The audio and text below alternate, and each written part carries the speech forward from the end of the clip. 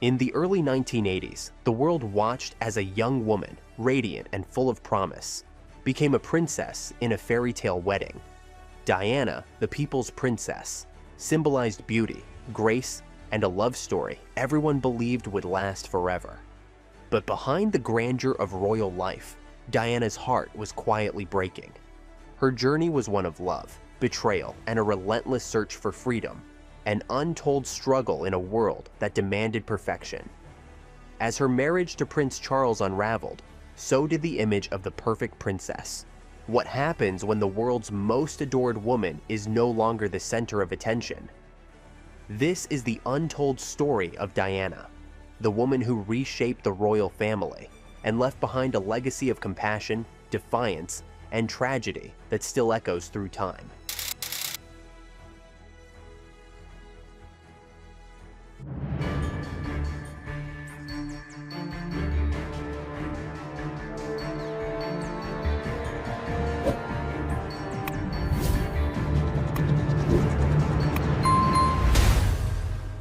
Diana Frances Spencer was born into British nobility on July 1st, 1961, as the fourth child of John and Frances Spencer. Her early years were spent at Park House, near the royal estate in Sandringham, surrounded by comfort, but not always by calm. Her parents' marriage was turbulent and grew colder as the years passed, leaving the home filled with tension rather than peace. When Diana was just 6 years old, her parents divorced, a rare and stigmatized event in elite British society at the time. The court granted custody to her father, and from that point, Diana's family life was never quite whole again. Though she stayed close to her siblings, the emotional separation left a lasting mark on how she viewed relationships. As a child, Diana often found herself caught in the silence of things left unsaid. Her mother's departure wasn't just physical. It left a space that was never fully filled again. Diana rarely spoke about it directly, but her later actions as a mother suggested a longing to create the closeness she didn't experience growing up. The emotional atmosphere in the Spencer home was often formal and distant, even when surrounded by staff and tradition. Her father remarried, but the house still echoed with memories of what once was. Diana grew up learning how to smile in front of people, even when she felt uncertain or afraid. That quiet survival skill would become a major part of her identity. In school, Diana was not known for academic brilliance, but rather for her kindness and intuition. At West Heath Girls' School, she was shy, reserved, and well-liked by classmates. Teachers noticed her thoughtfulness and her concern for others. She loved music, dance, and especially ballet, which became a form of emotional release. Diana wasn't the loudest voice in the room, but she made people feel noticed, often offering support to friends without being asked. Her ability to feel deeply, even when she didn't always express it openly, became one of her most defining traits. After finishing school in Switzerland, she returned to London and worked as a nanny and kindergarten teacher. She lived with friends in a shared apartment and enjoyed the simplicity of regular life, riding the bus, shopping, and laughing over dinner. She had no formal career path, and that uncertainty was something she accepted with patience. At that time, she wasn't dreaming of palaces or power. She wanted a peaceful, steady life with someone to love and children to raise. But life was already shifting, and her path was quietly being redirected into something bigger than she expected. Diana's connection to the royal family wasn't new. Her family had long-standing ties to the monarchy, and her older sister had once dated Prince Charles. It was through this loose circle of shared acquaintances that Charles began to take an interest in Diana. She was young, kind, and carried herself with a quiet grace that stood out in a crowd. What neither of them realized fully was that their meeting wasn't just the start of a relationship. It was the beginning of a journey that would forever change the face of the British royal family. Diana was just 16 when Charles began courting her seriously. Their meetings were brief and formal, often arranged around public appearances or family events. Despite their limited time together, the relationship progressed quickly. The royal family was eager for Charles to settle down, and Diana seemed to check all the boxes. She was noble, young, and had the poise to handle public life, or so they believed. In February 1981, Charles proposed, and Diana accepted. From that moment forward, she was no longer a private citizen. She was now a future queen in the public eye. The engagement announcement sparked a media storm unlike anything seen before. Newspapers featured her on the front page daily, and photographers followed her every move. Diana became famous almost overnight, and she hadn't even married into the royal family yet. She moved out of her London flat and into Clarence House, where she began royal training. It wasn't just etiquette or protocol she had to learn. It was how to speak, walk, and exist under pressure. The change was fast, and Diana barely had time to catch her breath. She tried to adjust, but the pace left little room for personal reflection or comfort. The wedding took place on July 29, 1981, in St. Paul's Cathedral, and was broadcast across the globe. Over 750 million people tuned in to watch Diana walk down the aisle in an elaborate silk gown with a 25-foot train. The image was breathtaking, and the event was labeled the Wedding of the Century. The public saw two young royals stepping into history.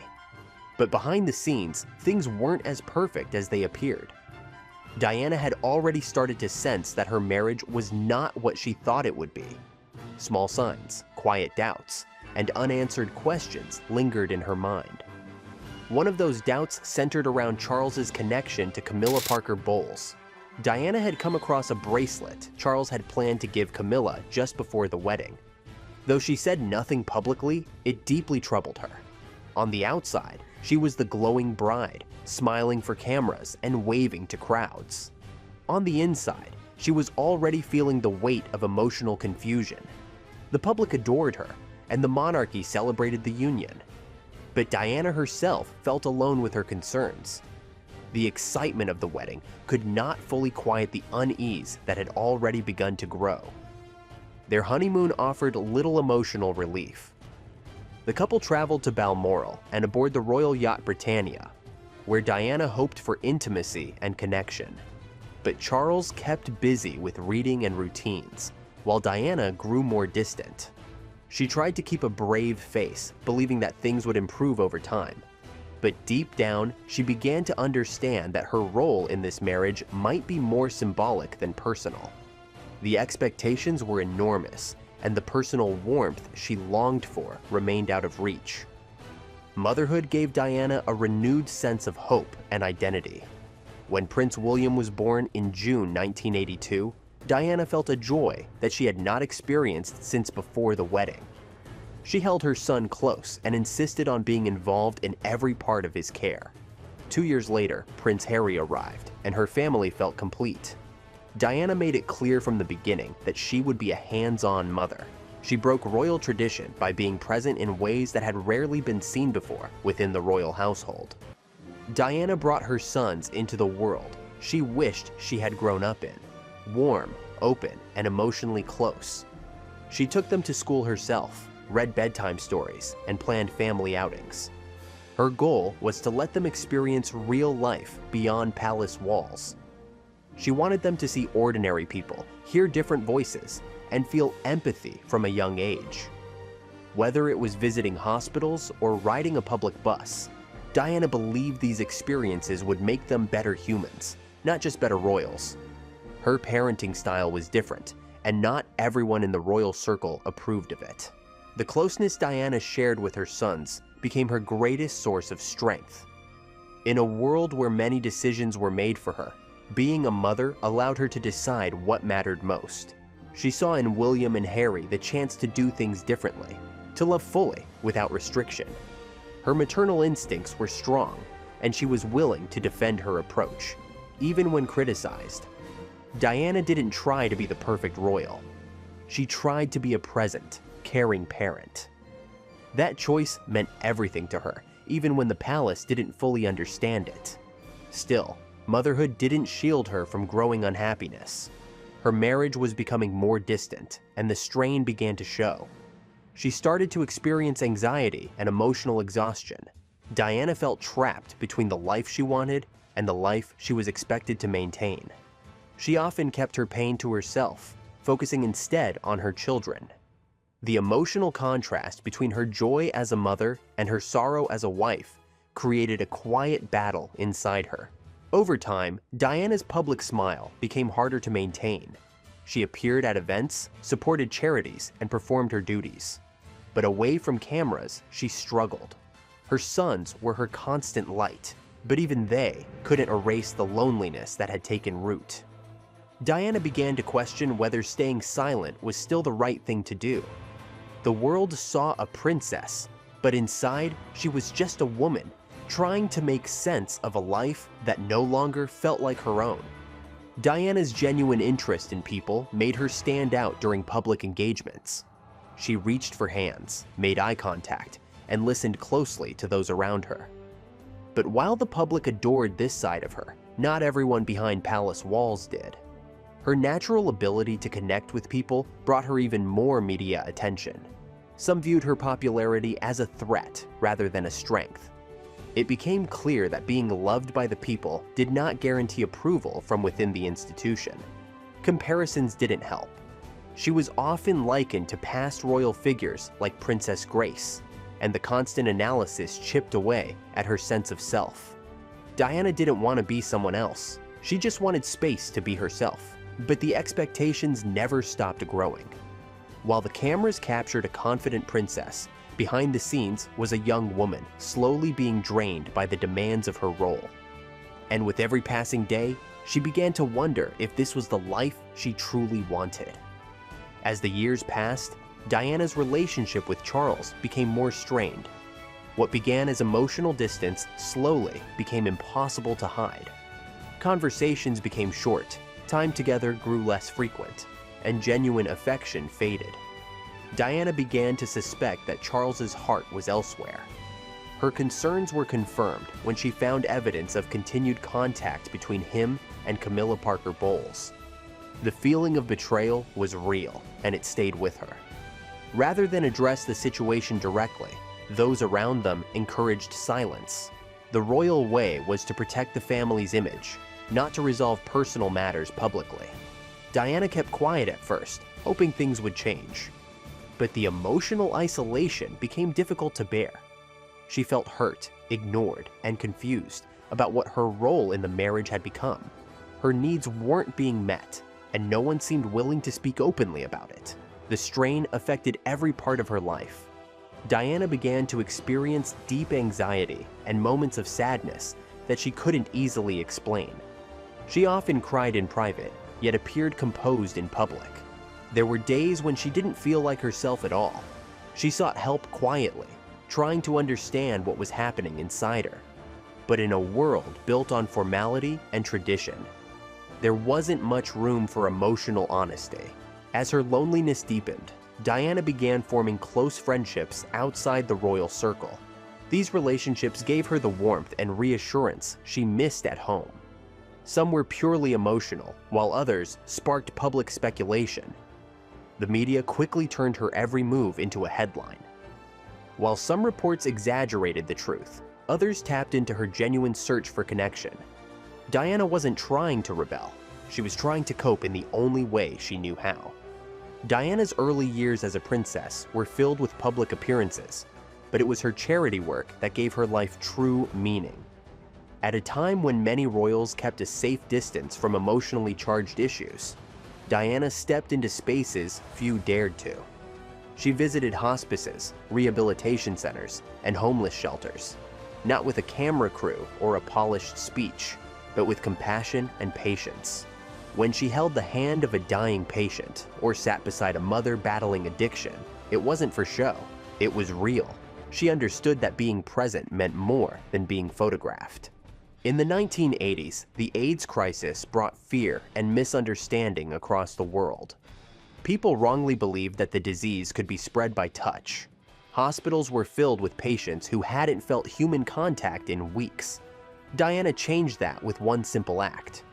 During a visit to London Middlesex Hospital in 1987, she shook hands with an AIDS patient, without gloves, without hesitation. The image traveled across the world. One photo, one touch, and the message was clear. These people mattered. They deserved dignity, not fear. It wasn't just AIDS. Diana took on causes that had been pushed into the background for too long. She worked closely with charities helping cancer patients, children with disabilities, and those battling mental illness. She wasn't afraid to visit places others avoided. From leprosy clinics in Indonesia to centers for sexual violence survivors in the UK, Diana wanted to see the world through their eyes. She asked questions. She stayed longer than scheduled. She listened without judgment. For the people she met, her presence wasn't royal. It was human. What set Diana apart wasn't just what she did, but how she made people feel. She didn't carry herself like someone above others. She knelt to talk to children at their eye level. She embraced patience others wouldn't touch. Her kindness didn't depend on cameras or titles.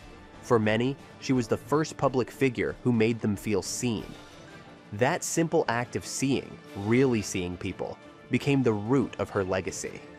Over time, people began to call her the People's Princess, not because of what she wore, but because of how she cared.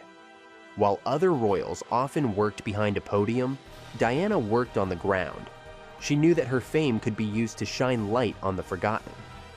She wasn't afraid to go where pain lived. She showed up not as an authority, but as a guest in someone else's struggle. That humility, that heart, made her unforgettable. Her work in charity wasn't just part of her royal duty, it was her personal mission, and it became the way she slowly took control of her own voice. At first, Diana and the media had a friendly relationship. The cameras loved her, and she seemed to understand how to carry herself in front of them. Her natural beauty, soft voice, and shyness made her both captivating and relatable. In those early years, the press followed her like a rising star. Every outfit, every wave, every glance made headlines. Diana rarely spoke directly to the media, but her expressions, her presence, they told stories on their own. The press helped build her image, and in return, she boosted their sales. But fame is not a gentle friend. As Diana's popularity grew, so did the media's appetite for more. What started as admiration slowly became intrusion. Paparazzi waited outside her home, chased her car, and photographed her during private family outings. Diana often said she felt like she was being hunted. Her phone calls were leaked, her letters were exposed. No matter where she went, someone with a camera was nearby. Even moments meant for her children were taken and sold to the highest bidder. At times, Diana tried to use the media to her advantage. She gave controlled interviews and allowed a few journalists to follow her during charity trips. She believed that if used wisely, the press could bring attention to good causes, but the balance never lasted long. The hunger for drama always returned. When her marriage began to fall apart, the media turned their focus from her smile to her sadness. Rumors, half-truths, and full-blown lies filled the tabloids daily. The same press that had once lifted her up now seemed eager to tear her down. Diana once said, "You'd wake up in the morning and the newspapers would decide what kind of princess you were today." She couldn't escape it, even when she tried. She took vacations in remote islands, traveled secretly, and changed routines. But the cameras always found her. The pressure grew until even her mental health began to suffer. The media didn't see her as a person. She had become a symbol of fame, beauty, and royal mystery. But symbols don't get tired, people do. Still, Diana never fully cut ties with the press. She understood the power they held, and at times, she turned that power back in her favor. In her famous 1995 interview with the BBC, she spoke openly about her life, her pain, and her reality. It was a moment of truth heard around the world. And in doing so, Diana reminded everyone, behind the headlines was a woman simply trying to be heard. Diana's wardrobe became one of the most photographed in history. But it wasn't just about clothes. Her style told a story. In the early years of her royal life, Diana wore what was expected: modest gowns, pastel colors, and high collars. She looked the part of a princess, but often felt like she was wearing someone else's uniform. As time passed and her confidence grew, so did her fashion choices. She began to shape her image in her own way, one dress, one silhouette at a time. She started to wear sleeker lines, bolder colors, and outfits that reflected her evolving identity. She worked closely with British designers like Catherine Walker and Bruce Oldfield, crafting looks that were elegant but never overstated. When she walked into a room, people noticed, but not just because of the dress. It was the way she carried herself. Her posture changed. Her eyes lit up. She wasn't dressing to impress others. She was dressing to reclaim space. One of her most famous outfits came the night Charles admitted his infidelity on national television. Instead of hiding, Diana arrived at a public event in a form-fitting black cocktail dress, something bold, elegant, and unapologetic. The media dubbed it the revenge dress, but to many it was something more. It was the look of a woman who refused to disappear. That single image sent a quiet but powerful message. She was no longer asking for approval. Diana's style extended beyond evening gowns. She was one of the first royals to be photographed in jeans, sweatshirts, and gym shoes. She made casual look iconic. Her choices broke the illusion that royalty had to be untouchable. She showed the world that you could be both powerful and human. Whether she was walking barefoot in a hospital ward or stepping off a jet in a tailored suit, she looked real. That relatability became one of her greatest strengths. Over time, her look became more than fashion. It became a form of communication. Through fabric and color, she told the world how she was feeling. Her clothes spoke when her lips couldn't. She never saw herself as a fashion icon, but that's exactly what she became. In truth, she wasn't chasing trends. She was quietly leading them. And through it all, she reminded women everywhere that grace could be strong, and elegance could be honest. In 1997, Diana made headlines for something far removed from royal ceremonies or fashion columns. She traveled to Angola, a war-torn country still filled with active landmines long after the fighting had ended. Most public figures avoided places like this.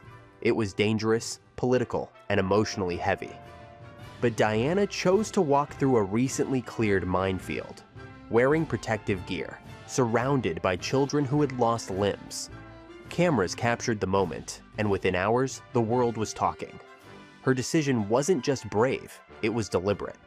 She partnered with the HALO Trust, a humanitarian organization working to clear landmines from civilian areas.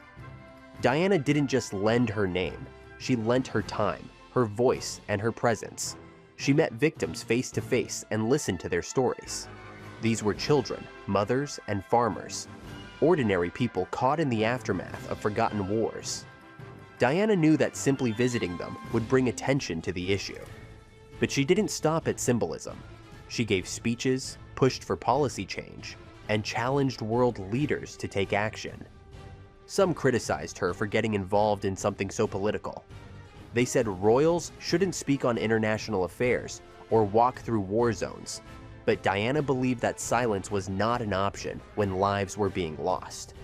She wasn't seeking controversy. She was trying to use her platform to protect people who had no voice. The media had followed her for years, often against her will. Now, she was leading them somewhere meaningful. Angola wasn't about her, it was about impact. The photos of Diana walking through the minefield became iconic. Her calm face, her cautious steps, her sincere focus. They told the world what side she was on. The world listened. Weeks after her visit, international support for a global landmine ban grew rapidly.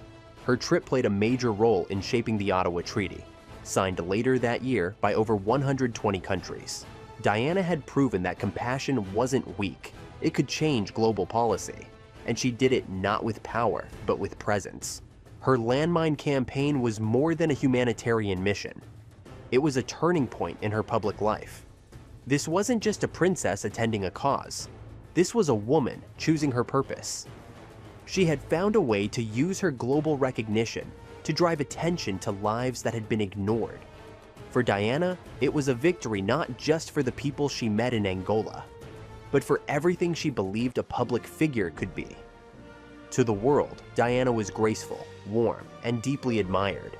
She visited hospitals, hugged strangers, and brought smiles to rooms heavy with pain. But behind the elegance, Diana was fighting her own battles, quietly, privately, and often alone. Her role in the royal family came with constant pressure to appear calm and composed. Yet the demands of her position, her failing marriage, and the isolation inside the palace began to take a toll. Diana was living two lives, one for the public and one behind closed doors. She started experiencing severe emotional distress, often triggered by feelings of rejection or public scrutiny. For years, Diana struggled with bulimia, an eating disorder she later described as a symptom of deep unhappiness. It wasn't about body image, it was about control. She said that in a world where every part of her life was managed by others, food became the one thing she could manage herself. But it came at a cost, emotionally, physically, and mentally. Mental health wasn't a topic openly discussed in the 1980s and 90s, especially not within royal circles. Diana's attempts to seek help were often met with silence or discomfort. There were times when she felt completely unheard, even by those closest to her. She cried in secret, wrote in her journals, and tried to hold herself together for the sake of her children. But the emotional weight didn't go away. Some days it was too much, and yet she kept showing up for events, for charities, for her sons. Eventually, Diana began speaking more openly about her struggles. In interviews and private conversations, she hinted at the emotional cost of her position. She wanted people to know that pain didn't always come with bruises, and that even someone beloved by millions could feel incredibly alone. Her honesty helped spark wider conversations about mental health, especially among women who had felt silenced or dismissed. She gave a voice to people who didn't know how to explain their pain. Diana's strength wasn't that she had no struggles. It was that she kept going in spite of them. She used her fame not just to raise money or awareness, but to humanize issues that had long been buried in shame. Her life was far from perfect, and she never pretended it was. But by being vulnerable, she gave others permission to do the same. For years, Diana tried to hold her marriage together, publicly smiling while privately breaking. But by the early 1990s, the cracks were no longer possible to hide. Charles and Diana lived in the same palace, but not in the same world. They attended royal duties together, but the warmth had disappeared. Their conversations became brief and formal, and their affection vanished behind rehearsed photo moments. The silence between them began to say more than words ever could. In December 1992, Prime Minister John Major announced to Parliament that Charles and Diana had officially separated. The news, while expected by many, still landed like a shockwave across the globe. People had hoped the couple might find peace, but behind palace gates, that hope had already run out. Diana remained in Kensington Palace, and Charles kept his distance at Highgrove. They were now more colleagues than partners, bound by public roles but divided in private life. The announcement marked the end of the fairy tale for good. What had once been sold as a perfect royal romance now stood as a formal separation. The media swarmed for reactions, statements, and inside information. Diana kept her dignity in public, but the pain was there. She loved her sons deeply and continued to be present in their lives. But emotionally, she was trying to navigate a life that felt uncertain. She no longer had a marriage to protect, but she still had her own future to figure out. Even in separation, the royal protocols still applied. Diana was expected to maintain her royal duties and stay aligned with the image of the monarchy. But the more she tried to meet expectations, the more confined she felt. She was no longer a wife, yet she wasn't free either. Every move she made was watched and debated. Some believed she should leave quietly.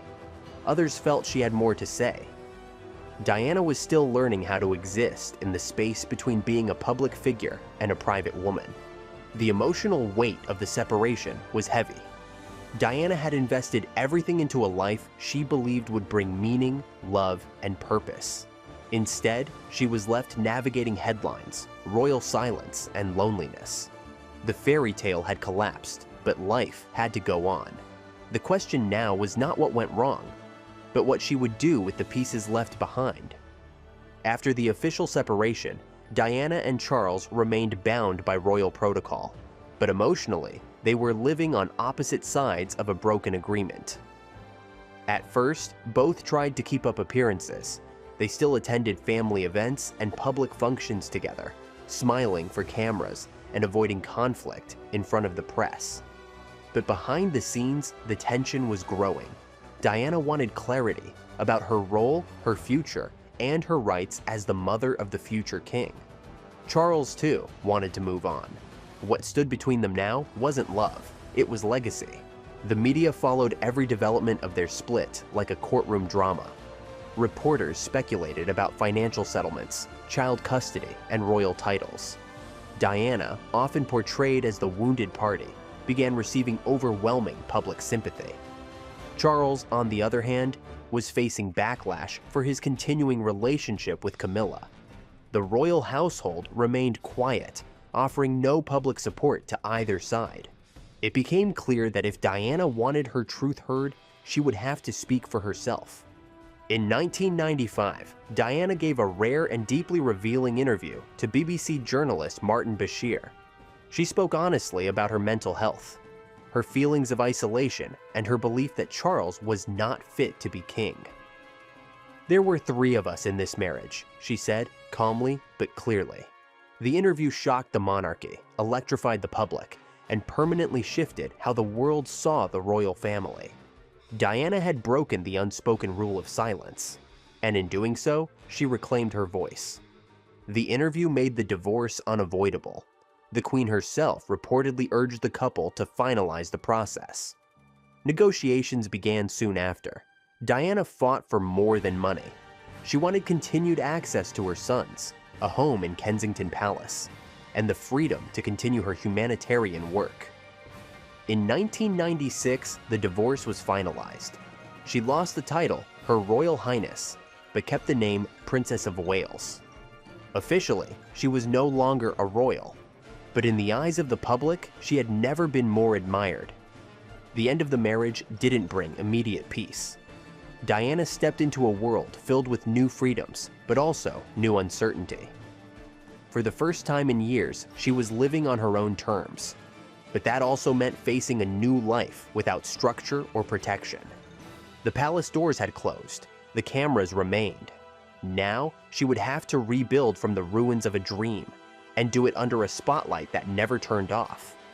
After the divorce, Diana was no longer just a royal figure. She became a subject of debate. Some supported her as a woman who spoke up after years of silence. Others questioned her decisions, her interviews, and the new people she brought into her life. The public was divided, and the press fed on the confusion. Some newspapers praised her honesty, while others criticized her every move. She had escaped the palace, but not the pressure. The world was still watching, closer than ever. She tried to live freely, but found that privacy was no easier to protect outside the monarchy. Every trip, every outing, every smile or frown was documented. Her new friendships were examined under a microscope. Some headlines suggested she was too emotional, too unstable, or too attention-seeking. These weren't just critiques, they were personal attacks disguised as public concern. Diana had to constantly defend herself against voices who had never lived her life, yet spoke with authority about it. The backlash wasn't only external. Even within her social circle, opinions shifted. Some former allies distanced themselves, fearing royal disapproval. Invitations slowed. Her public standing was powerful, but her private world became more fragile. She began to choose her confidants carefully, knowing that trust could be broken with one phone call to the tabloids. The more she tried to rebuild her life, the more people tried to reduce it to drama. It was a lonely space to navigate. Still, she refused to fade into silence. She leaned deeper into her humanitarian work, knowing it was the one area where she felt purpose. She visited orphanages, walked through minefields, and continued to speak for those who had no platform. Her critics couldn't deny the results. Lives were being changed because of her presence. But even then, the noise never stopped. There were always questions about her motives. Yet, Diana kept going, knowing that action spoke louder than gossip. For Diana, the struggle wasn't just about divorce or reputation. It was about identity. Who was she now? No longer a wife, no longer a royal, but still under a crown of public expectation. She wanted to be more than a figure in a magazine. She wanted to be real, and despite everything, she still believed that if she kept showing up for others, one day, she might be truly seen for who she really was. After the divorce, Diana's connection to the royal family grew even more complex. She was still the mother of a future king, but no longer carried the title, Her Royal Highness. This change mattered more behind closed doors than on paper. It affected her rank, her access, and how others within the institution treated her.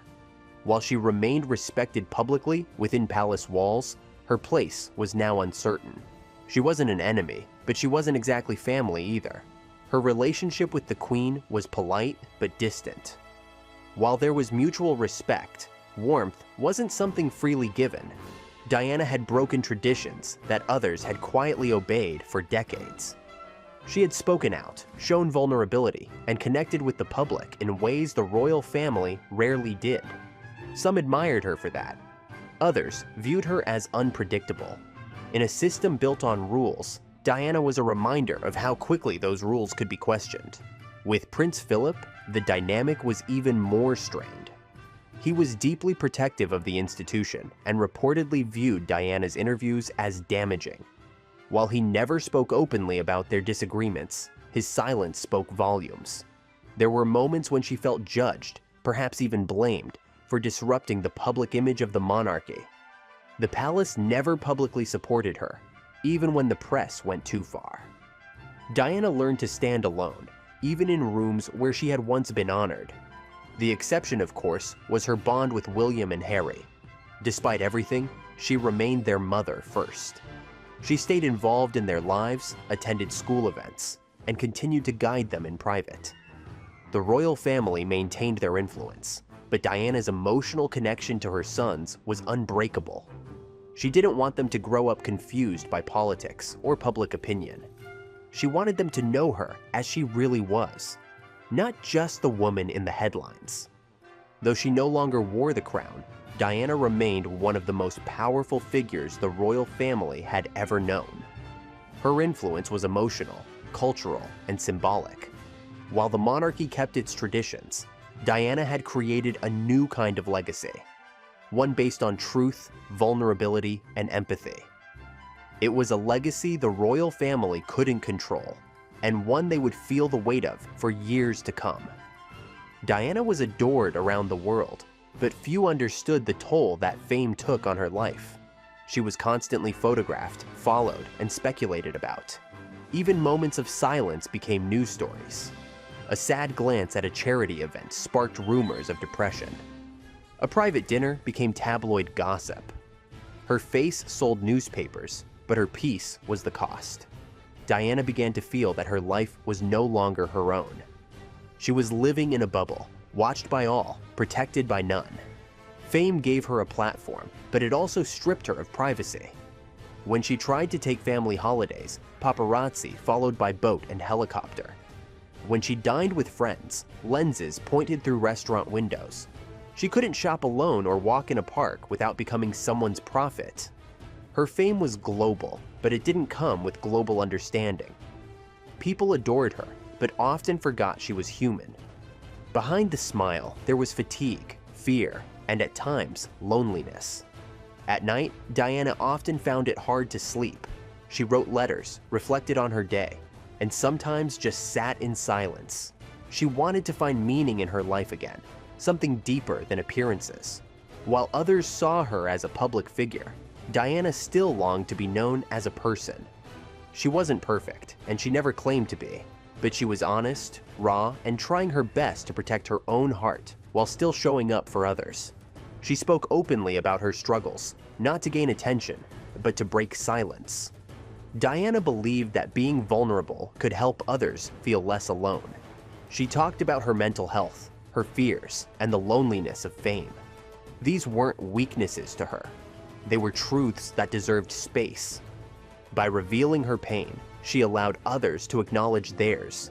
She took a risk every time she shared something personal, but the response was always the same. The world listened. Diana wasn't untouchable. She wasn't above emotion or beyond heartbreak. She was a woman who had been through betrayal, scrutiny, and judgment, yet kept showing up for people. She gave everything she had to causes she believed in. She offered comfort in places filled with pain. And even when she had nothing left to prove, she continued to lead with compassion. Diana's greatest strength was never in perfection. It was in being real, even when the world only wanted a perfect picture. By 1997, Diana had redefined her life. No longer a royal in title, but still one of the most photographed women in the world. She was searching for something more than headlines. She had spent the last year focusing on personal healing, her children, and expanding her humanitarian work. That summer, she accepted an invitation from Mohammed Al-Fayed, a wealthy Egyptian businessman, to join his family aboard their yacht in the Mediterranean. It was meant to be a private escape from the spotlight, but the trip would mark the beginning of something far more complicated. Mohammed's son, Dodi Al-Fayed, was charming, well-traveled, and deeply familiar with the world of wealth and press. He had worked in film production and had dated celebrities in the past, but Diana saw him differently. They connected through conversations, shared experiences, and a mutual understanding of what it meant to live under scrutiny. Both were used to being watched. Both were used to being misunderstood. And in those quiet days at sea, something unexpected began to grow. Their relationship wasn't planned or staged. It happened organically, far from the pressure of cameras, at least at first. Diana found comfort in Dodi's relaxed nature and his ability to make her laugh. For once, she wasn't expected to represent anyone but herself. They spent long evenings talking, listening to music, and simply enjoying the feeling of being free. For Diana, who had spent years guarded and cautious, that freedom felt like oxygen. As word of their connection reached the tabloids, public curiosity exploded. Pictures of them on the yacht were splashed across the front pages. Some reports called it a summer romance. Others saw it as a distraction. But to Diana, it was more personal than public. She hadn't made any commitments, but she was exploring what happiness could look like in a life finally lived on her own terms. She wasn't rushing into anything. She was simply breathing again. Still, there were concerns. Dodi's background raised questions among royal insiders and British media outlets.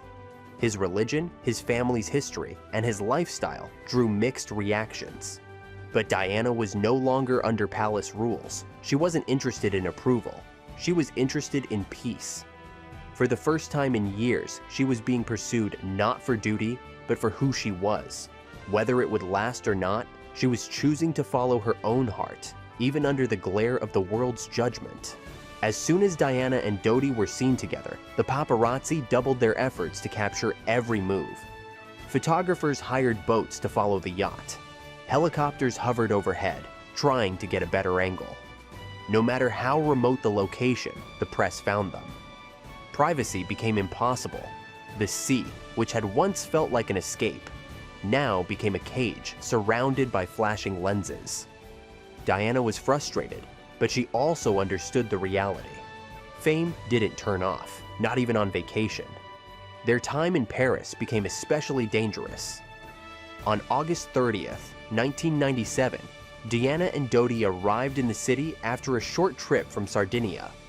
Hoping for a quiet evening, they dined at the Ritz Hotel, owned by Dodi's father, but even in luxury, she couldn't escape the glare of relentless cameras. Reporters and photographers were waiting outside the Ritz Hotel from the moment they arrived. Multiple decoy vehicles were deployed to throw them off. At around 12:20 a.m., Diana and Dodi slipped out the back of the hotel, hoping for anonymity, but their escape was already compromised. The cameras followed. The tunnel wasn't a refuge, it was a trap. Inside that chauffeured Mercedes, tension mounted. Their driver, Henri Paul, sped away at more than twice the tunnel's speed limit, estimated at over 105 kilometers per hour, trying to shake off the paparazzi on motorbikes behind them. He was later found to have been intoxicated, with alcohol levels up to 4 times the legal French limit, compounded by prescription medications. There was no seatbelt, no chance to brace. In a flash, chaos turned real. At 12:23 a.m., the Mercedes struck a support pillar in the Pont de l'Alma tunnel with violent force. The back of the tunnel offered no protection, just concrete, pain, and the glare of relentless flashbulbs. Photographers were among the first to reach the wreck, not to help, but to shoot. Some tried to force doors open, others lifted their cameras even as fire crews arrived. That moment, caught between urgency and invasion, captured the tragic collision of fame and humanity. When medics rushed Diana to Pitié-Salpêtrière Hospital, she was alive but critically injured. She murmured, "Oh my God, leave me alone," a whisper framed by metal and flashing lenses. Despite hours of emergency care and attempts at resuscitation, she died around 4 a.m. on August 31st. She was just 36 years old. The woman the world had watched for nearly 2 decades, through marriage, motherhood, divorce, and healing, was gone. And for many, the question wasn't just how she died, but why she had to spend her final moments being chased, once again, by a press that refused to let her live in peace. The world awoke to loss. 2 companions and her driver, all gone in one night that had promised renewal, then delivered heartbreak. Diana's every move was debated, praised, or criticized, rarely anything in between. When she wore something bold, it was called attention-seeking. When she stayed silent, it was calculated. Her efforts in charity were sometimes praised as brave, and other times dismissed as publicity stunts. It seemed there was no way for her to exist without being dissected. This was the price of visibility, a life where nothing was truly private, and no decision went unjudged. She had grown used to the contradictions. The same press that called her the people's princess would run cruel stories the next day. Some praised her vulnerability in interviews, while others mocked her for being too emotional.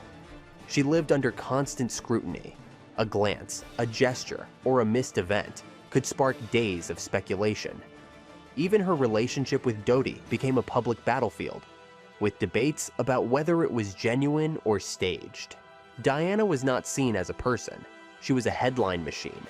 Diana understood the consequences of being real in a world built on image. She knew that showing vulnerability invited criticism, but she believed it was necessary.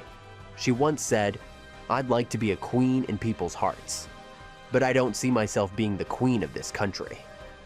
That quote captured her reality. She had lost the title, but not the impact. Even in death, the public would remember her not for what she wore, but for how she made them feel. In the weeks leading up to her passing, Diana appeared to be happier than she had in years. She smiled more, seemed relaxed, and spoke of new beginnings. But behind that smile was a woman still battling the weight of judgment. Fame had given her a voice, but it had also taken away her safety. She had tried to outrun it, reason with it, and finally rise above it, but the cameras never blinked. When Diana died, the world mourned, but no one mourned more deeply than her sons. William was just 15, Harry was 12. In an instant, their mother was gone. The one person who had shielded them from the coldness of royal life, who had kissed them at school gates and held them close when the cameras left, was taken from them. The palace announced the news with solemn words, but inside, a family was shattered. The 2 boys had lost not just a mother, but their anchor. Her body was flown back to London, greeted with full honors. Mourning spread across borders. Tributes came from heads of state, celebrities, and ordinary citizens. Millions signed condolence books. Candlelight vigils formed in cities around the world. Even people who hadn't followed her closely felt the shock. It wasn't just the loss of a public figure. It was the loss of a symbol of empathy, resilience, and change. In the hours that followed Diana's death, millions stood in disbelief. People gathered outside Kensington Palace, laying down flowers, cards, and photographs. Strangers hugged in silence. Even those who had never followed royal stories felt an ache they couldn't explain. Something about Diana's presence had made her feel close to everyone. Her loss wasn't just about fame, it felt deeply personal. In London, the crowds grew larger by the hour. By the end of the week, over 1 million bouquets had been placed at the palace gates. The sea of flowers stretched across the pavement like a river of grief. Some stood for hours just to stand near the iron fence, heads bowed in silence. Radio stations played tributes. Television networks paused regular programming. The world had lost leaders, artists, and icons before, but nothing felt quite like this. At first, the royal family remained quiet. They stayed in Scotland, choosing to protect William and Harry away from the storm. In the days that followed, the boys were kept at Balmoral Castle in Scotland with their father, Prince Charles, and their grandparents. It was meant to protect them from the overwhelming media storm, but it also left them far from the public grief unfolding in London. Flowers piled outside Kensington Palace. Strangers cried openly in the streets. Crowds waited for hours just to stand near the gates. Yet behind castle walls, William and Harry were learning how to say goodbye. The royal family faced criticism for staying silent during those early days. The Queen, rooted in tradition, believed in grieving privately. But the public wanted emotion. They wanted presence. Eventually, the family returned to London. On September 6th, during the funeral procession, the image of William and Harry walking behind their mother's casket alongside Charles, Philip, and Diana's brother left the world in silence. Two boys, forced to grieve on global television, captured the heartbreak of a generation. In later years, both princes spoke openly about how that loss changed them. William admitted he carried silent pain for many years, while Harry revealed how he had suppressed grief and emotion. Diana had always taught them to be honest, compassionate, and connected to ordinary life. After her death, they struggled to live up to her teachings, while also following royal expectations. Their journey through grief was long, complicated, and deeply personal. The mother who once told them, "If you find someone you love in life, you must hang on to it," gave them not just life, but the blueprint to live it with heart. But the silence became too loud. The public wanted more than tradition. They wanted humanity.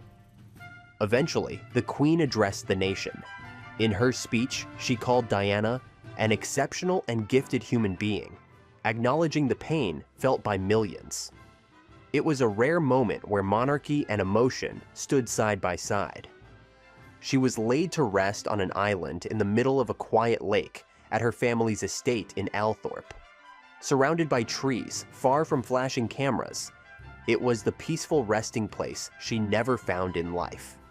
For many, her funeral didn't just mark the end of a life, it marked the end of an era.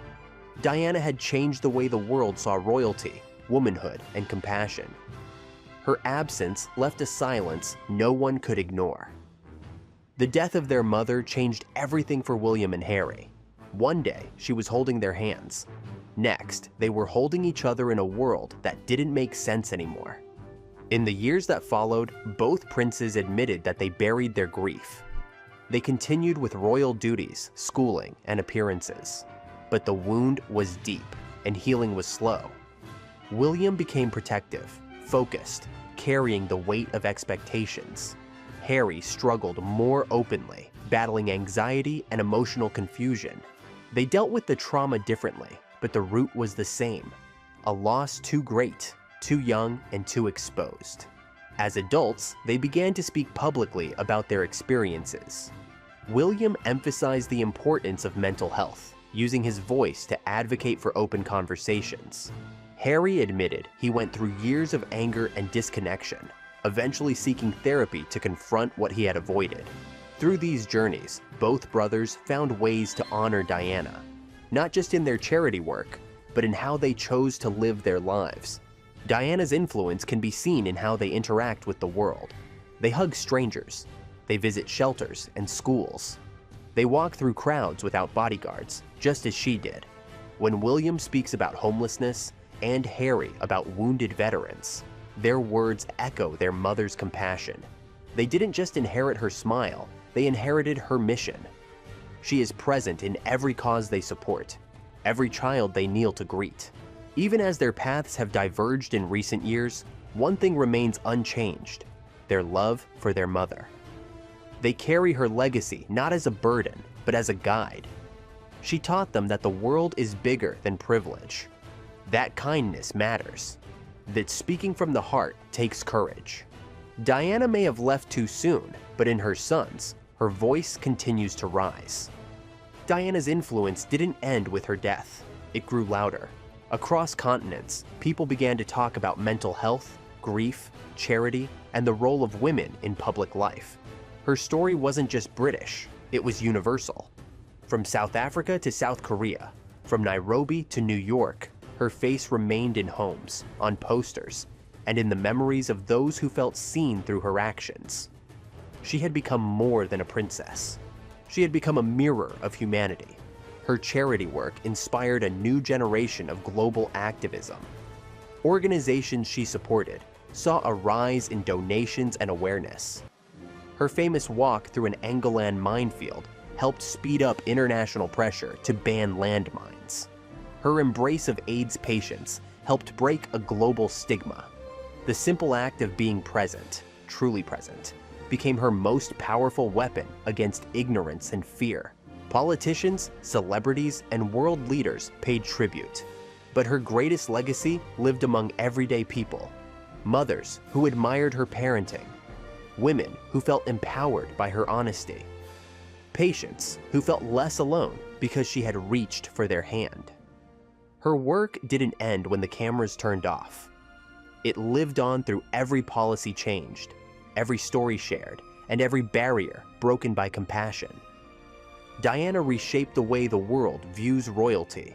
She wasn't afraid to be emotional. She cried, laughed, stumbled, and stood back up. In a world built on polish and distance, she brought closeness. She didn't wear power like armor.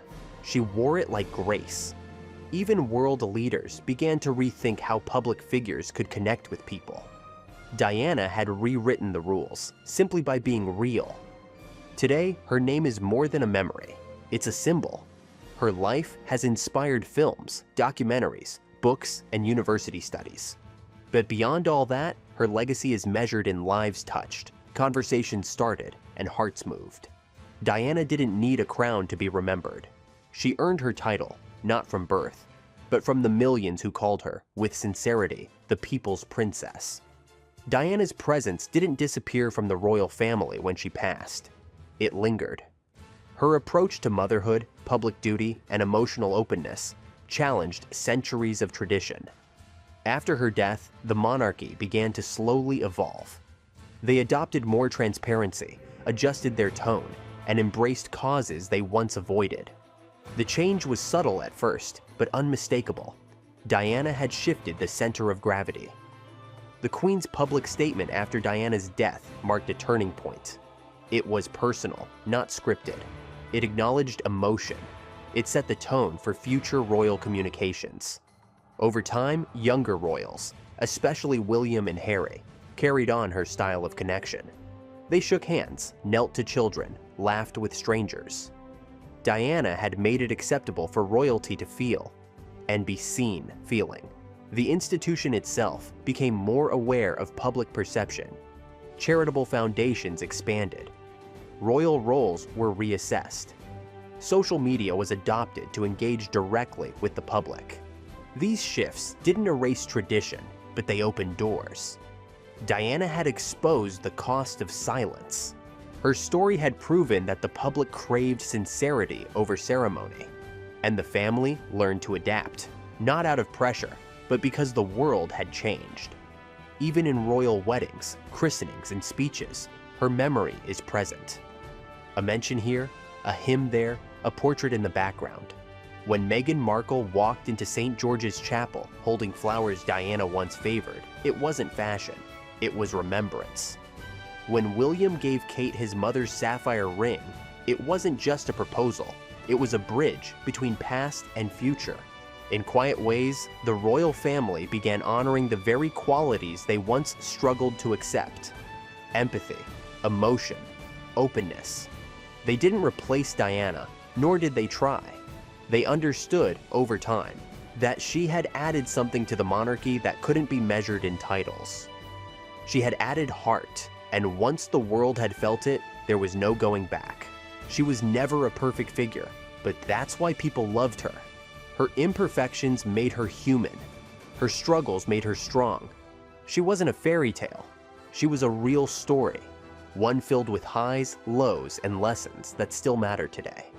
Her life continues to influence culture, fashion, media, and philanthropy. Documentaries revisit her final days. Interviews dissect her choices. But even in retellings, her essence remains unchanged.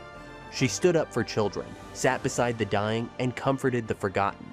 She did it not for applause, but because she believed someone had to. That belief now lives in every hand extended in kindness, every stigma broken, and every life saved because of her voice. Diana didn't need a throne to be remembered. She left something stronger than history. She left a feeling. One that says love is worth the risk, compassion is never wasted, and no one, no matter how watched or wounded, is ever truly alone.